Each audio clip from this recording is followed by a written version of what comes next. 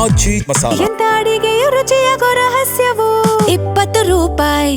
26 ದಿನಗಳಿಂದ ವಿದ್ಯಾರ್ಥಿಗಳ ವಿಚಾರಕ್ಕೆ ಸಂಬಂಧಪಟ್ಟಂತೆ ನೀಟ್ ಪ್ರಶ್ನೆ ಪತ್ರಿಕೆ ಸೋರಿಕೆ ವಿಚಾರಕ್ಕೆ ಸಂಬಂಧಪಟ್ಟಂತೆ ಉಪವಾಸ ಸತ್ಯಾಗ್ರಹ ಕೈಗೊಂಡಂತಹ ಸೋನಮ್ ವಾಂಗ್ಚುಕ್ ಅವರ ಉಪವಾಸ ಸತ್ಯಾಗ್ರಹ ಕೊನೆಗೂ ಅಂತ್ಯಗೊಂಡಿದೆ. ಕೇಂದ್ರ ಸಚಿವರ ಭರವಸೆಯ ಮೇರೆಗೆ ಉಪವಾಸ ಸತ್ಯಾಗ್ರಹವನ್ನ ಕೈಬಿಟ್ಟಿದ್ದಾರೆ. ಪ್ರಧಾನಿ ನರೇಂದ್ರ ಮೋದಿ ಅವರ ಭರವಸೆ ಕೊನೆಗೆ ಸೋನಮ್ ಅವರ ಉಪವಾಸ ಅಂತ್ಯಗೊಂಡಿದೆ.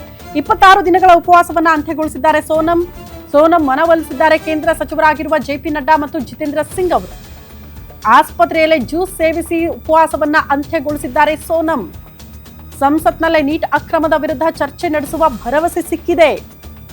ಕಠಿಣ ಕ್ರಮದ ಬಗ್ಗೆ ಕೇಂದ್ರ ಸಚಿವರು ಲಿಖಿತ ಭರವಸೆಯನ್ನ ಕೊಟ್ಟಿದ್ದಾರೆ.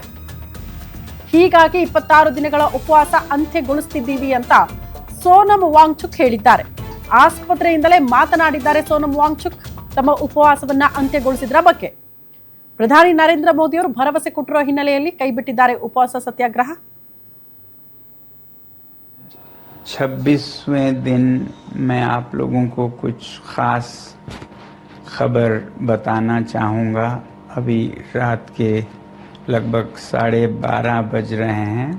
हमसे अनशन तोड़ने के लिए कहा और वो संसद में इस मुद्दे पर नीट पेपर्स और परीक्षाओं की प्रणाली पर चर्चा करेंगे ये आश्वासन दिया. और जो सरकार से इस तरफ से मंत्रीगण आए थे उन्होंने भी ये आश्वासन दिया, जिसका कि 2 दिन से हम बहुत ही कड़ा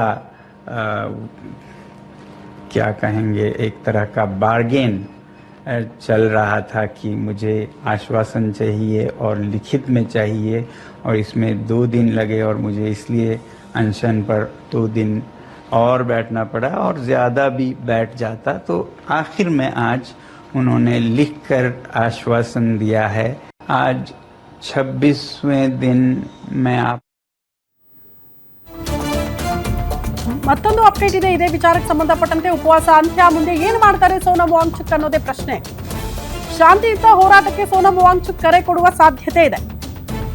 ಸರ್ಕಾರದ ಮೇಲೆ ನಂಬಿಕೆ ಇಡಿ ಅಂತ ವಿದ್ಯಾರ್ಥಿಗಳಿಗೆ ಸಂದೇಶ ಕೊಡುವ ಸಾಧ್ಯತೆ ಇದೆ. ಶಾಂತಿ ಕದಡುವವರ ಮಾತಿಗೆ ಕಿವಿ ಕೊಡದಂತೆ ಮನವಿ ಮಾಡುವ ಸಾಧ್ಯತೆ ಇದೆ. ಆಸ್ಪತ್ರೆಯಿಂದ ನೇರವಾಗಿ ಜಂತರ್ ಮಂತರ್ಗೆ ಬರ್ತಾರಾ ಸೋನಮ್ ಭೇಟಿ ನಿರೀಕ್ಷೆಯಲ್ಲಿದ್ದಾರೆ ಸಿಜೆಪಿ ಕಾರ್ಯಕರ್ತರು. ಉಪವಾಸ ಅಂತ್ಯ ಆಗಿರೋದ್ರಿಂದ ಮುಂದಿನ ಅವರ ನಡೆಯ ಬಗ್ಗೆ ಕುತೂಹಲ ಇದೆ. ಇನ್ನು ಮುಂದೆ ಯಾವ ರೀತಿ ಹೋರಾಟಗಳಾಗುತ್ತೆ ವಿದ್ಯಾರ್ಥಿಗಳ ಪರವಾಗಿ ಅಂತ. ಶಾಂತಿಯುತ ಹೋರಾಟಕ್ಕೂ ಕರೆ ಕೊಟ್ಟರು ಕೂಡ ಆಶ್ಚರ್ಯ ಪಡಬೇಕಾಗಿಲ್ಲ. ಸರ್ಕಾರದ ಮೇಲೆ ನಂಬಿಕೆ ಇಟ್ಟು ವಿದ್ಯಾರ್ಥಿಗಳಿಗೆ ಸಂದೇಶ ಕೊಡೋ ಸಾಧ್ಯತೆ ಇದೆ. ಹಂಗಾಗಿ ನೇರವಾಗಿ ದೆಹಲಿಯ ಜಂತರ್ ಮಂತರ್ಗೆ ಬಂದು ಸಿಜೆಪಿ ಸದಸ್ಯರನ್ನ ಭೇಟಿ ಆಗ್ತಾರಾ ಅಂತ.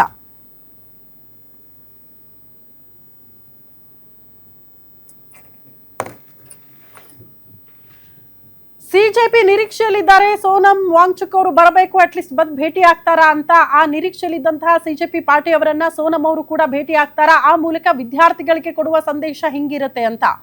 ಮುಂದಿನ ದಿನಗಳಲ್ಲಿ ಅವರ ಹೋರಾಟದ ಬಗ್ಗೆ ಕೂಡ ಒಂದಷ್ಟು ಕುತೂಹಲಗಳು ಇದೆ. ಶಾಂತಿಯುತ ಹೋರಾಟ ಕೈಗೊಳ್ಳುವ ಸಾಧ್ಯತೆ ಇದೆ ವಿದ್ಯಾರ್ಥಿಗಳ ಜೊತೆಗೆ ನಿಂತ್ಕೊಂಡು. ಇಲ್ಲಾಂದ್ರೆ ಕೇಂದ್ರ ಅಷ್ಟೊತ್ತಿಗೆ ಏನಾದರೂ ಭರವಸೆ ಕೊಟ್ಟು ಸಂಧಾನ ಸಭೆಗಳು ಯಶಸ್ವಿ ಆಗೋದ್ರೆ ಸಿಜೆಪಿ ಪಾರ್ಟಿಯವರು ಈ ಹೋರಾಟವನ್ನ ಕೈಬಿಟ್ರೆ ಸೊ ಕಾದು ನೋಡುವ ಮೊರೆ ಹೋಗಬಹುದು ಅಂತ. ಆ ಬೇಡಿಕೆಗಳು ಈಡೇರಿಸೋ ತನಕ ಸ್ವಲ್ಪ ಕಾಲಾವಕಾಶವನ್ನ ಪಡೆದುಕೊಳ್ಳೋ ಸಾಧ್ಯತೆ ಕೂಡ ಇರುತ್ತೆ. ಬಟ್ ಕಾದು ನೋಡ್ಬೇಕು ಇವತ್ತು ಅವ್ರ ನಿರ್ಧಾರ ಏನು ಅಂತ.